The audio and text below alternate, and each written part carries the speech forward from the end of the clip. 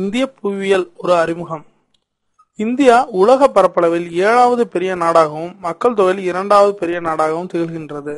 சரிங்களா? இப்ப இந்தியா உலக பரப்பளவில் 7வது பெரிய நாடு. இந்தியாவின் மொத்த பரப்பளவு அப்படின்னு பாத்தீங்கன்னா 3.28 மில்லியன் சதுர கிலோமீட்டர். ஒரு மில்லியன் எனப்படுவது 10 லட்சம் அப்படின்ற எண்ணை குறிக்கிறாகும். இந்தியா பரப்பளவில் 3.28 மில்லியன் சதுர கிலோமீட்டர் பரப்பளவு உடையது. அந்த வகையில் பாத்தீங்கன்னா இந்தியா உலக பரப்பளவில் 7வது பெரிய நாடாக திகழ்கிறது. மக்கள் தொகையில் 2வது பெரிய நாடு. தற்போதைய இந்திய மக்கள் தொகை கிட்டத்தட்ட 119 கோடி. 2010ஆம் ஆண்டின் கணக்கெடுப்பின்படி 119 கோடியை தாண்டிவிட்டது. அதன்படி இந்தியா உலக மக்கள் தொகையில் 2வது பெரிய நாடாக திகழ்கின்றது. நம்ம இந்தியாவோட பெரிய நாடு எதுன்னு பாத்தீங்கன்னா ரஷ்யா, கனடா, சீனா, அமெரிக்கா, பிரேசில், ஆஸ்திரேலியா ஆகிய நாடுகள் இந்தியாவுடைய பரப்பளவில் பெரிய நாடுகளாகும். சரிங்களா?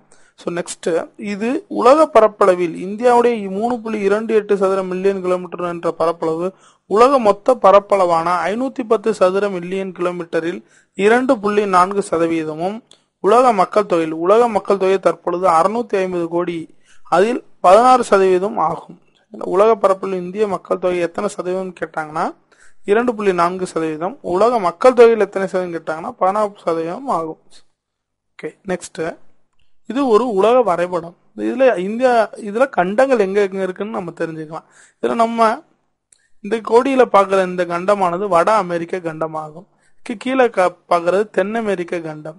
இந்த கண்டம் ஆப்பிரிக்க கண்டம். இதற்கு மேலே ஐரோப்பா கண்டம். அதற்கு வலதுபுறம் ஆசியா கண்டம். சரிங்களா? இது நம்ம இந்தியா இங்க காணப்படுகிறது. இது வட அரைக்கோளம் ஆகும். வட அரைக்கோளம். சரிங்களா? இது ஆஸ்திரேலியா. இது கண்டமாக கருதப்படுறது கிடையாது. சோ நிலநடுக்கோடானது இந்த வழியா அப்படியே செல்கிறது. சரிங்களா? பூமியானது கிழக்கு மேற்காக வரையப்படும் அட்சரேகை எனப்படும் கற்பனை கோடுகளாகவும் மேலிருந்து கீழாக வரையப்படும் தீர்க்கரேகை என கற்பனை கோடுகளாகவும் பிரிக்கப்பட்டுள்ளது. சரிங்களா? இந்த மாதிரி அட்சரேகையில் முக்கியமான ரேகைகள் கடகரேகை, மகர ரேகை மற்றும் பூமத்திய ரேகை. இவை அனைத்தும் சொல்லும் ஒரே கண்டம் அப்படின்னு கேட்டாங்கன்னா அனைத்தும் சொல்லும் ஒரே கண்டம் இந்த ஆப்பிரிக்க கண்டத்தின் வழியாக தான் இவை அனைத்தும் ஒரே பகுதியில் செல்கிறது. இந்த பசுமையாக காணப்படும் பகுதி இந்த பிரேசில் உலகத்தின் மிகப்பெரிய நீர்ப்போக்குடைய ஆறு பாயும் பகுதி ஆகும். சரிங்களா? நெக்ஸ்ட் நம்ம பார்ப்போம். நெக்ஸ்ட், இந்தியா முற்றிலும் வட அரைக்கோளத்திலேயே அமைந்துள்ளது. அதாவது பூமத்திய ரேகையின் வடபகுதி வட அரைக்கோளம் எனவும் பூமத்திய ரேகையின் தென்பகுதி தென் அரைக்கோளம் எனவும் அழைக்கப்படுகிறது. அதனால பொதுவா இந்தியா ஃபுல்லா எங்க அமைஞ்சிருக்குன்னு கேட்டாங்கன்னா வட அரைக்கோளத்தில் அமைஞ்சிருக்குன்னு சொல்லணும்.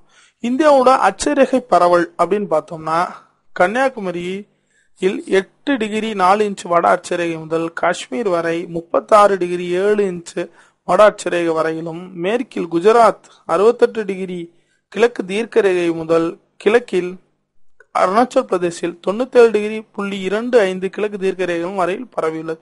பொதுவாக இந்தியாவின் அட்ச தீர்க்கரேகை பரவல்களை பத்தி கேள்வி கேட்க வாய்ப்புண்டு. அப்படி கேட்டாங்கன்னா நீங்க இந்த அட்சரேகைகள், அதாவது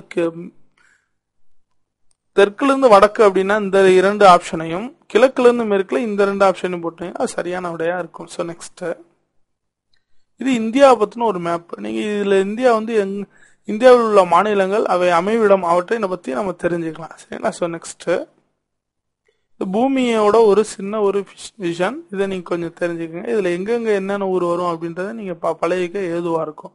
சோ நெக்ஸ்ட், மொத்த இந்தியாவின் தெற்கு முனை நிக்கோபார் தீவின் இந்திரா முனையில் உள்ளது. அதாவது இந்தியாவின் தெற்கு முனை கன்னியாகுமரி கிடையாது. அந்தமான் நிக்கோபார் தீவுகளின் கடைசி முனையான இந்திரா பாயிண்ட் அப்படின்னு தான் சொல்லணும். சரிங்களா? கடகரையானது இந்தியாவின் மத்தியில் செல்கிறது. இந்தியாவின் மத்தியில் செல்லும் ஒரு ரேகை, சிறப்பு அச்சரேகை எதுன்னு கேட்டீங்கன்னா நம்ம கடகரை, டிராபிக் ஆஃப் கேன்சர் அப்படின்னு சொல்லுவோம். இந்த இந்திரா முனை அப்படின்ற இடத்துல இருந்து சுமத்ரா தீவு தெரியுங்களா? இந்தோனேஷியாவின் சுமத்ரா தீவு சுமார் 142 கிலோமீட்டர் தொலைவில் தான் உள்ளது. அவ்வளவு பக்கத்தில் உள்ளது. சரிங்களா? நம்ம கடகரேகை இந்தியாவின் மத்தியில் செல்லும் சிறப்பு அச்சரேகம். அது செல்லும் மாநிலங்கள் அப்படின்னு பாத்தீங்கன்னா ஃபர்ஸ்ட் குஜராத், ராஜஸ்தான், மத்திய பிரதேசம், ஜார்க்கண்ட், சத்தீஸ்கர், மேற்கு வங்காளம், திரிபுரா, மிசோரம் முதலிய 8 மாநிலங்கள் வழியாக செல்கிறது.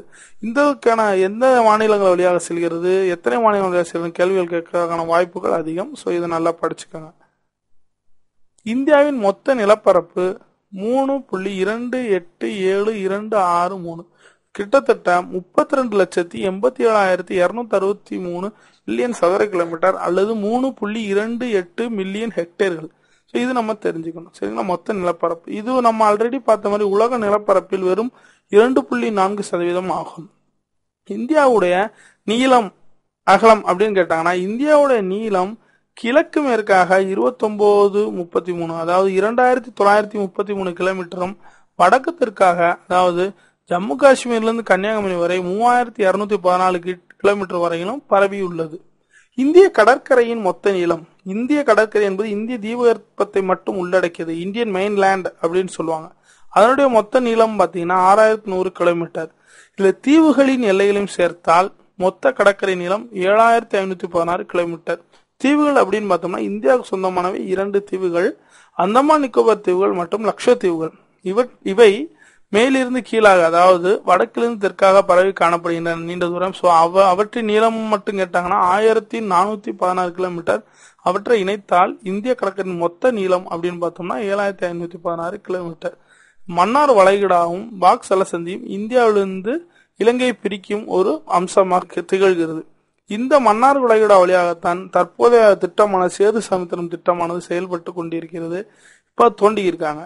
உலகிலேயே முதலில் கடலில் தோண்டப்படும் கால்வாய் அப்படின்னு கேட்டாங்கன்னா அது சேது சமுத்திரம் கால்வாய் தான். இந்த